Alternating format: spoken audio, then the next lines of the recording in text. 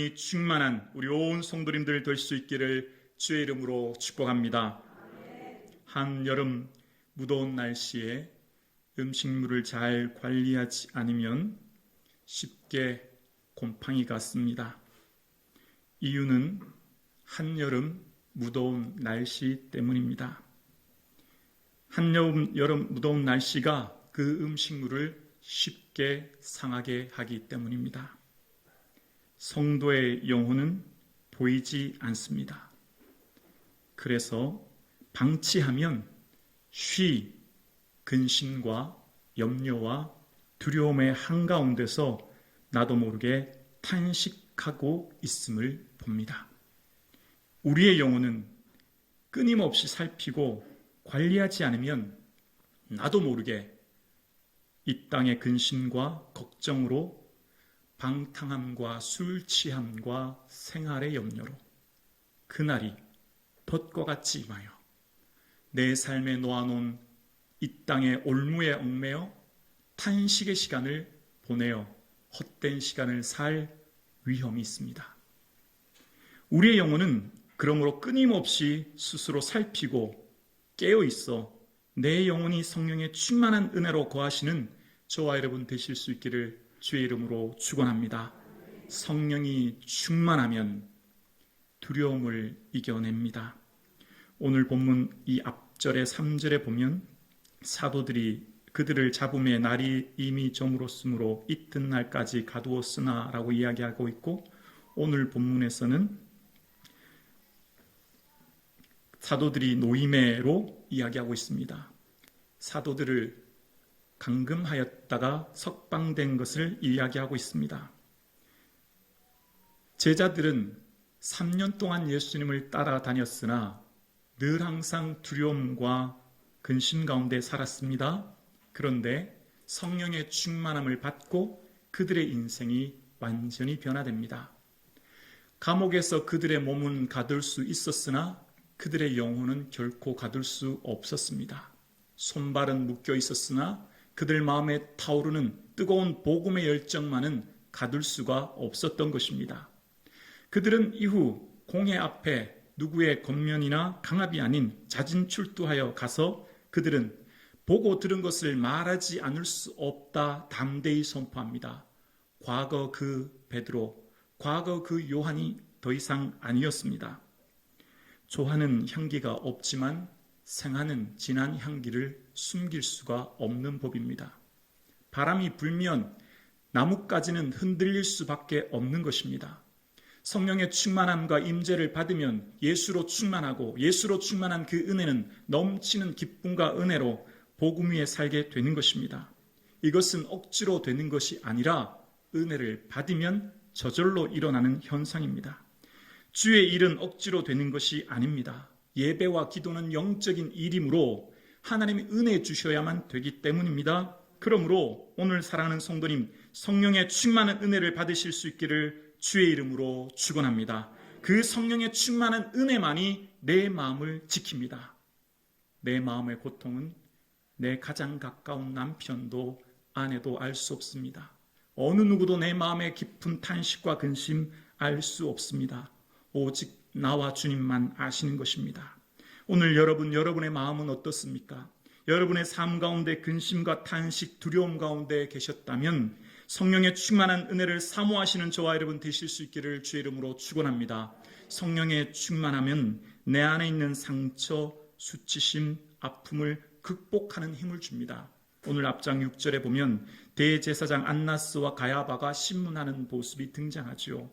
가야바는 누구였습니까? 과거 베드로가 가야바의 대제사장 가야바의 뜰까지 가서 그 결말을 보려고 하인들과 함께 불을 쬐며 있을 때 무슨 일이 있었습니까?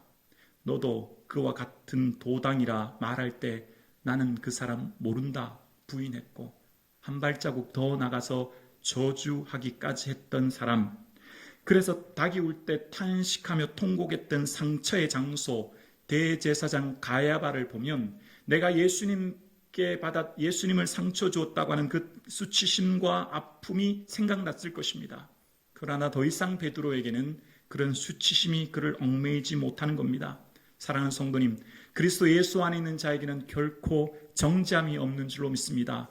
사단이 여러분을 통해서 너 같은 죄인이 어떻게 예배를 드리냐, 너 같은 죄인이 어떻게 기도할 수 있느냐, 너 같은 자가 어떻게 주 앞에 나갈 수 있느냐. 아니요, 우리는 예수 피 그리스도의 십자가로 죄사함 얻게 된 줄로 믿습니다. 강하고 담대할 수 있기를 주 이름으로 축원합니다. 사단이 여러분의 마음을 어떻게 흔들든지 여러분 말씀 부여잡고 승리할 수 있기를 주 이름으로 축원합니다. 그렇습니다.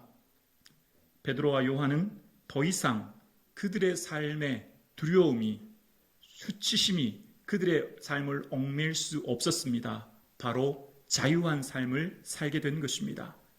오늘 사랑하는 성도님, 성령의 충만한 은혜 안에 거할 수 있기를 예수 그리스도의 이름으로 간절히 축원합니다. 그래서 그들은 위협을 받고 어려움 속에 있었으나 그들은 오늘 본문 23절에 이렇게 이야기합니다. 사도들이 노임에 그 동료에게 가서 제사장들과 장로들의 말을 다 알리니. 이전 제사장들 무리들은 베드로의 기적 사건으로 인하여 회의를 했지요. 그 회의를 통하여서 공회를 열고 재판을 했습니다. 오늘 본문에 나타났던 사도들은 무슨 일을 합니까? 지금 있었던 대제사장의 위협으로 대책회의를 합니까? 내 경험과 지식을 가지고 회의하지 않습니다. 뭐 합니까? 기도하는 거예요.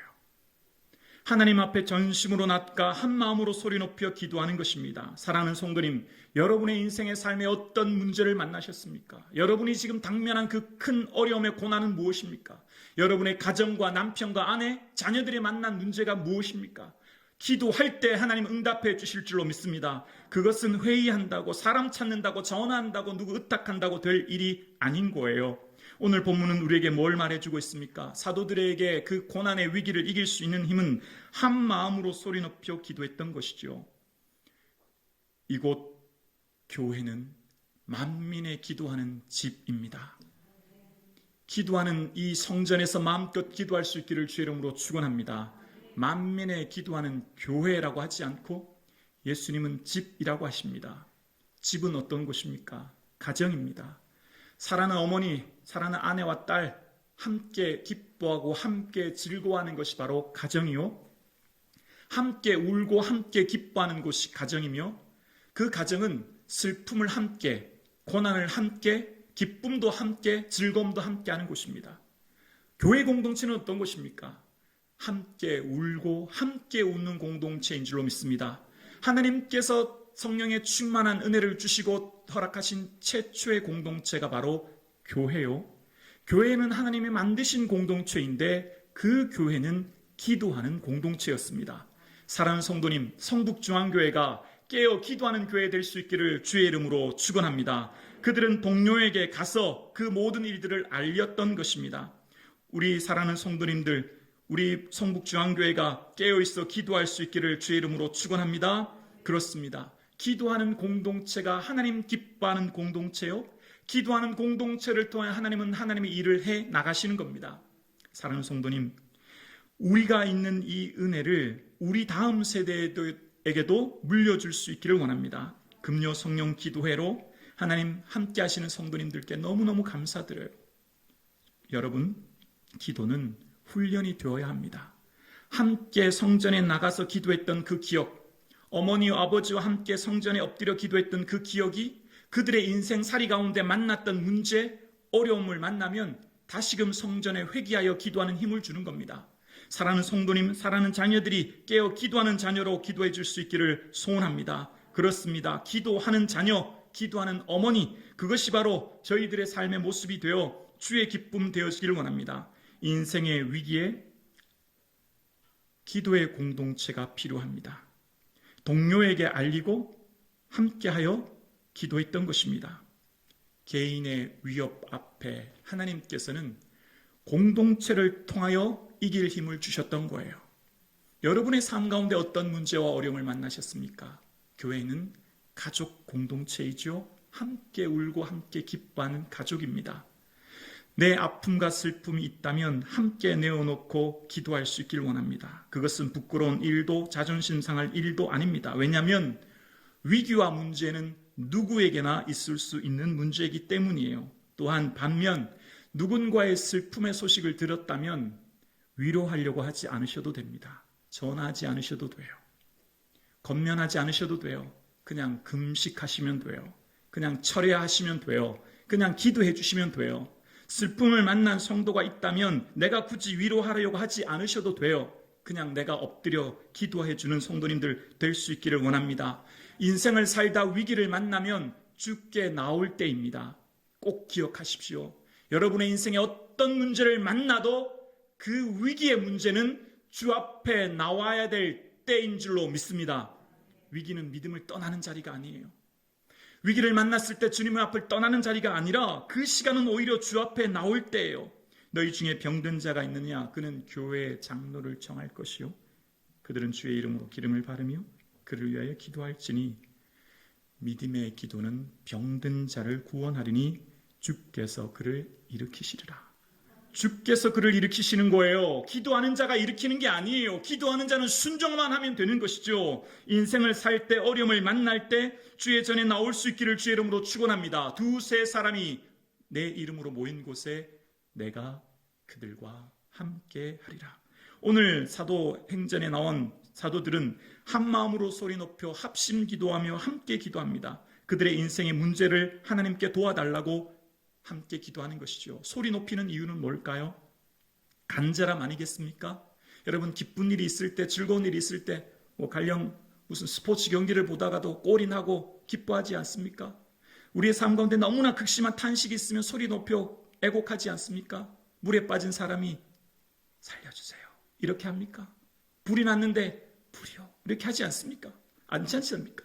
위기의 상황, 고난의 상황은 주만 붙들 때이지요. 주께 간절함으로 나오라는 것이지요. 오늘 사랑하는 성도님, 위기와 고난, 어려움을 만났을 때 주께 간절히 나가 기도할 수 있기를 주의 이름으로 축원합니다. 기도하면 그 문제를 넘어 하나님을 보게 하실 줄로 믿습니다. 24절입니다. 그들이 듣고 한 마음으로 하나님께 소리 높여 이르되 함께 24절입니다. 대주제여 천지와 바다와 그 가운데 만물을 지으신 이시오. 대주제는 통치자란 말이죠. 그들은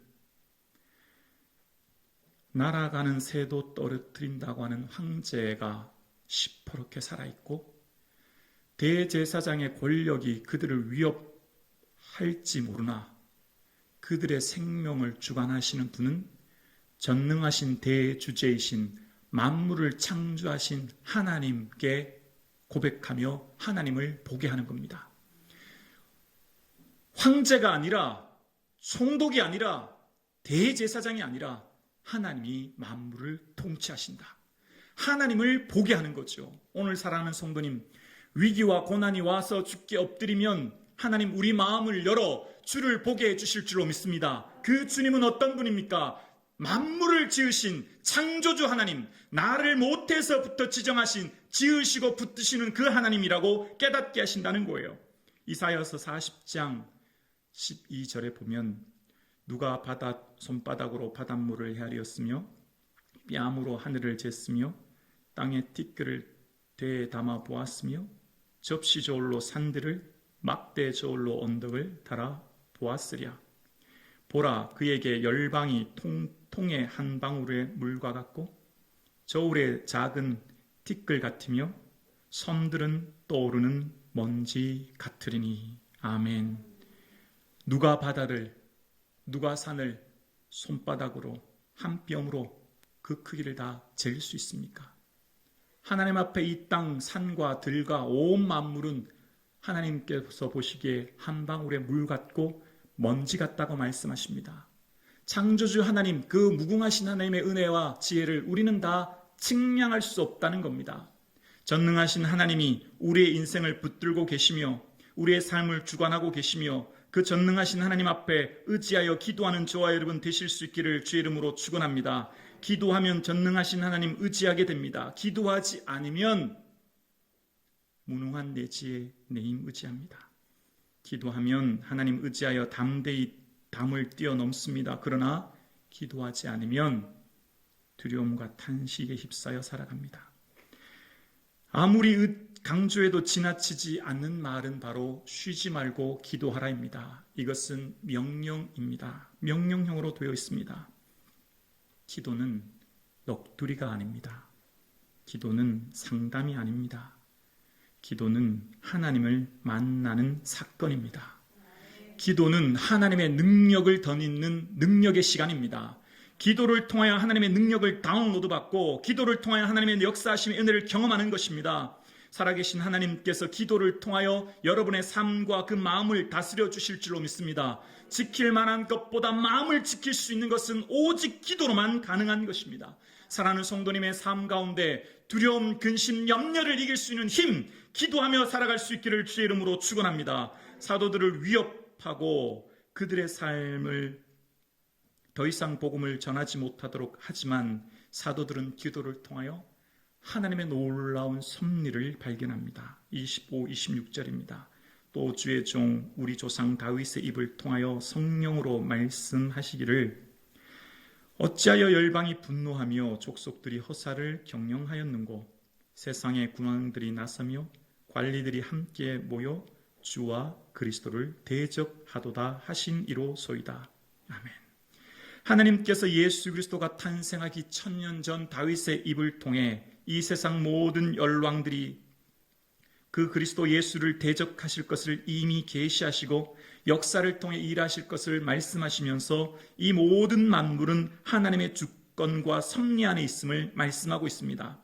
이 세상의 모든 것들, 참새 한 마리도 하나님 말씀하시지 않으면 땅에 떨어지지 않는 하나님의 통치와 주권 가운데 있는 줄로 믿습니다. 그렇습니다. 기도하면 하나님의 주권과 통치를 보게 되는 거예요.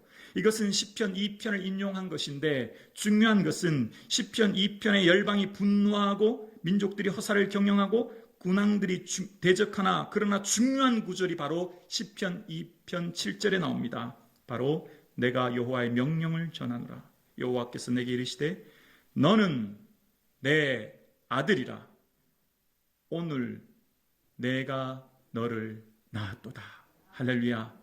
하나님 앞에 기도하면 말씀을 통해 깨닫게 하시고 말씀을 통해 너는 내 아들이다. 너는 내 자녀야. 두려워하지 말라. 말씀 주시는 줄로 믿습니다. 기도할 때 하나님께서는 그 살아계신 하나님 말씀을 주시고 말씀을 통해 위로하시고 말씀을 통해 격려하시고 그럴 때 더 이상 세상의 두려움과 염려가 우리의 마음을 흔들지 못하고 더 이상 그 문제가 내 몸과 내 삶과 상황은 어떻게 힘들게 할지 모르나 내 마음을 굳건히 붙들어 주심으로 그것을 넘을 이길 힘과 능력을 주시는 것이죠. 세상의 군왕들이 나서서 대적하는 상황, 세상의 문제가 나를 닥치고 숨 쉴 수 없는 고통 가운데 처하는 상황, 내 삶의 문제가 내 힘으로 감당하기 어려운 상황 가운데 있다면 기도하면 말씀해 주십니다.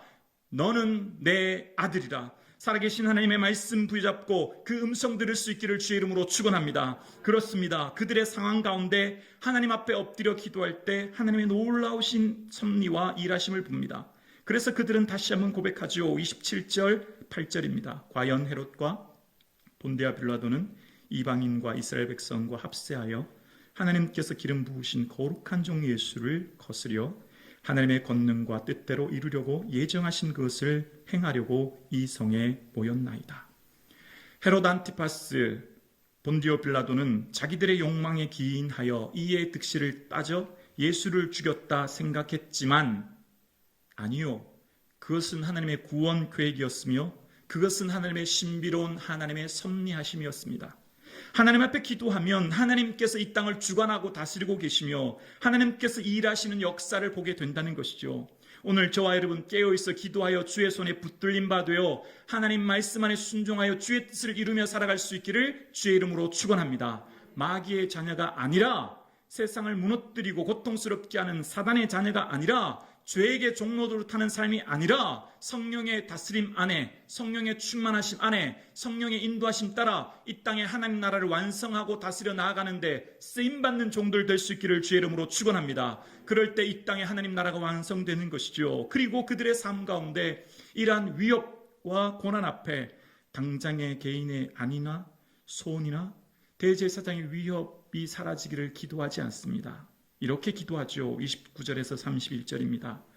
주여 이제도 그들의 위협함을 굽어 보시옵고 또 종들로 하여금 담대히 하나님의 말씀을 전하게 하여 주시오며 손을 내밀어 병을 낫게 하시옵고 표적과 기사가 거룩한 종 예수의 이름으로 이루어지게 하옵소서 하더라. 함께요.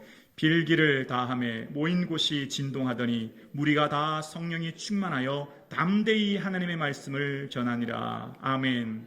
그들은 성령에 충만하여 기도하옵기는 내 소원, 내 강구, 내 안위, 내 위협이 사라지도록 기도한 게 아니라 주님, 내 평생 담대히 하나님 말씀 전하는 산증인의 삶을 살게 하옵소서 기도했던 것입니다. 그랬더니 그들에게 진동하여 무리가 다 성령의 충만함을 입었다는 것이죠.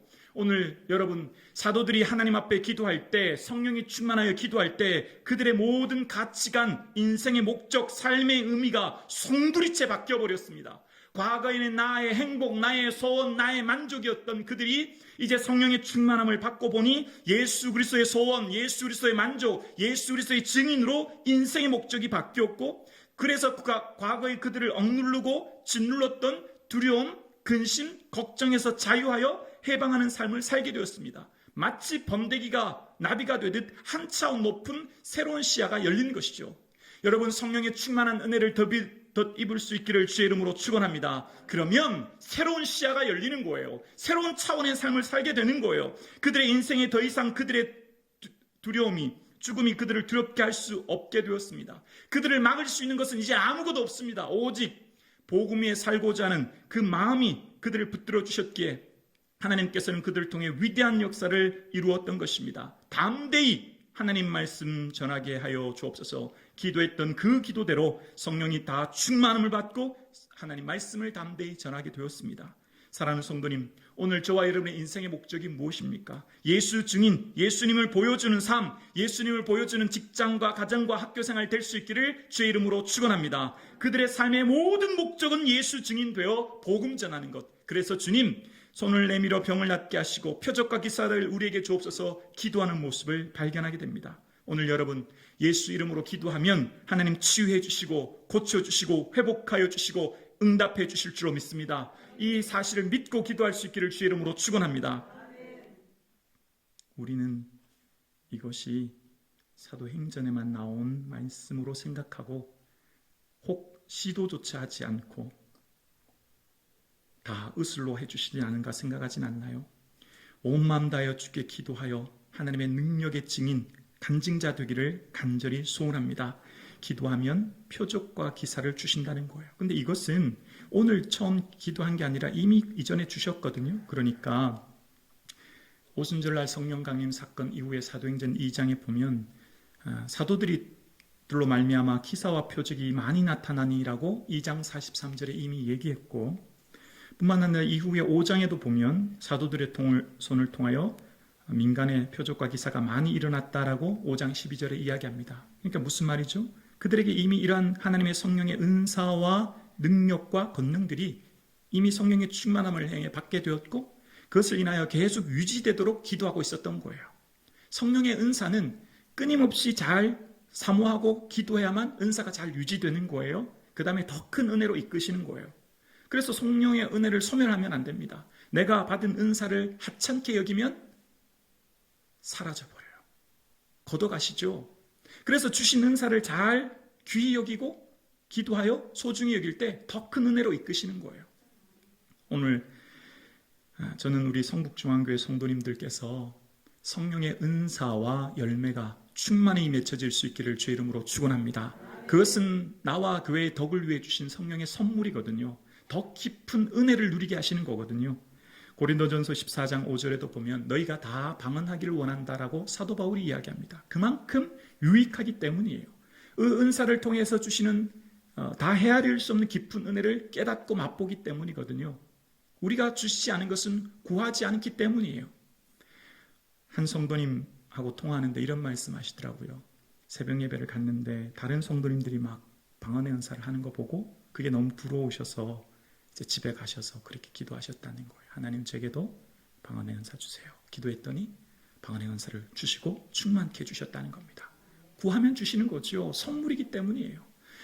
오늘 사랑하는 성도님, 우리에게 있는 이 험한 세상 살아가기에 하나님 주시는 그 성령의 충만하심과 은사와 능력을 충만히 누림으로 이 세상을 힘차게 살아갈 수 있기를 주의 이름으로 축원합니다. 뿐만 아니라 그 하나님의 깊은 단계로 나아가 보면 이 세상에 그 무엇과도 비교할 수 없는 예수 그리스도로 말미암아 충만해지는 은혜, 예수 그리스도로부터 주시는 깊은 은혜를 누림으로 한량없는 기쁨과 영광 속에 거하게 됩니다. 여러분, 무엇으로 채워야 만족하시겠습니까?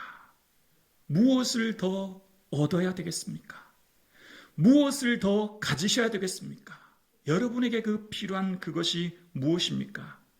이 땅의 것들 채워도 끝이 나지 않습니다. 그런데 성령의 충만함을 받을 때 더 이상 욕망의 종로로 되는 삶이 아니라 성령의 온전한 다스림 안에 거함으로 새로운 하나님 나라의 소망을 보게 하는 것입니다. 이 땅이 전부가 아니구나, 이 땅은 안개구나, 그림자구나, 하나님 나라의 소망을 바라보게 되고 이 땅의 인생의 모든 삶의 목적이 예수 증인되어 예수 그리스도와 그 영광 위에 사는 삶으로 변화되는 것입니다. 성령의 충만함을 받는다고 이 세상을 등한히 하고 피안의 세계로 하나님 나라 바라본다는 뜻은 아니에요. 그 삶의 자리를 힘차게 하는 거예요. 각자 삶의 자리를 충실하게 살아갑니다. 그러나 동시에 또한 하나님 나라의 소망을 보게 하는 것이죠. 성령의 충만하면 하나님 나라의 소망을 보게 하시고 예수 그리스도가 충만하게 하시는 겁니다. 사랑하는 성도님, 내 인생의 첫 번째 감사가 예수 그리스도가 되며 내 평생의 감사가 예수 그리스도가 되며 나의 영원한 감사가 예수 그리스도가 될 수 있기를 주의 이름으로 축원합니다. 자나 깨나 예수 그리스도, 내 모든 삶이 예수 그리스도가 나의 기쁨, 나의 자랑, 나의 소망 될 수 있기를 주의 이름으로 축원합니다. 우리의 삶 가운데 주시는 이 은혜, 고마우신 구세주를 내가 찬송합니다. 죽음에서 생명으로 나를 인도하셨네. 크신 사랑 찬양하세. 나의 죄 사하시려고 십자가에 죽임당한 나의 주 찬양하리. 사실 이 찬양 드릴 때 우리는 덩실덩실 춤을 추면서 찬양 드려야 되지 않겠습니까? 무엇을 드려도 앞같지 않은 하나님 앞에 우리의 온 모든 것 드려서 찬양해야 되지 않겠습니까? 여러분, 믿지 않으면 이 고통이 영원히 지속됩니다. 믿지 않으면, 예수 믿지 않으면 이 고통이 영원히 지속됩니다. 예수 믿을 때 자유함을 얻게 되고 예수 믿을 때 평안함을 누리게 되는 것이죠. 성령의 충만함을 받으면 무엇을 위해 살지가 뚜렷해지고, 성령의 충만하면 무엇이 인생의 중요한지의 우선순위가 뚜렷해지고, 성령의 충만해 보면 내 삶에 무엇을 위해서 나의 삶을 살아야 될지에 대한 삶의 목적과 비전이 뚜렷해지는 거예요. 오늘 성북중앙교회 우리 온 성도님들, 나의 모든 삶이 예수 그리스도와 부활의 증인되어 예수님 보여주는 삶, 행동 되어질 수 있기를 주의 이름으로 축원합니다.